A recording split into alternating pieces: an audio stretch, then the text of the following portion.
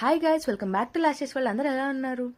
Bread దొరికిందంటే మనం చేసే 2-3 రెసిపీలు. దాంట్లో ఒకటి బ్రెడ్కి జామ్ రాసుకొని తినేయడం, టోస్ట్ చేసుకొని తినేద్దాం. ఇంకా నేనైతే శాండ్విచ్ చేసుకుంటాను. మీరు ఇంకా ఎలా వాడతారో చెప్పండి. ఈసారి అయితే గులాబ్ జామ్ చూసాను అనమాట. నేను రీల్స్ ఇలా స్క్రోల్ చేస్తుంటే బ్రెడ్తో గులాబ్ జామ్ అన్నారు. బ్రెడ్తో గులాబ్ జామా అనుకుని సరే కదా అని చెప్పి స్టార్ట్ చేశాను. అది డిజాస్టర్ అయిందా లేకపోతే బాగా వచ్చిందా అనేది ముందు ముందు మీకే అర్థమవుతుంది.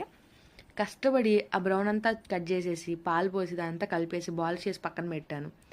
బాల్స్ చేస్తుంటేనేమో అవి ఊరికూరికి ఎండిపోయిన వెంటనే పగిలిపోతున్నాయి. సరే కదా అని చెప్పి ఫ్రిడ్జ్లో పెట్టి చల్లగా ఉంటుంది కదా అని చెప్పి ఒక హాఫ్ డే పెట్టి తర్వాత తీసాను బయటికి. అవి అలానే ఉన్నాయి. ఇంక సరే వాటిని నెయ్యిలో వేయించాను. అవి ఏంటోనండి తొందరగా మాడిపోతున్నాయి. సిమ్లో పెట్టి వేయించాలేమో నాకు తెలియలేదు. షుగర్ సిరప్ అంతా పక్కన పెట్టేసుకుని ఈ గులాబ్ జామ్ బాల్స్ చేసేసుకుని ఆ సిరప్ తీసుకొచ్చి దీనిలో వేస్తాను.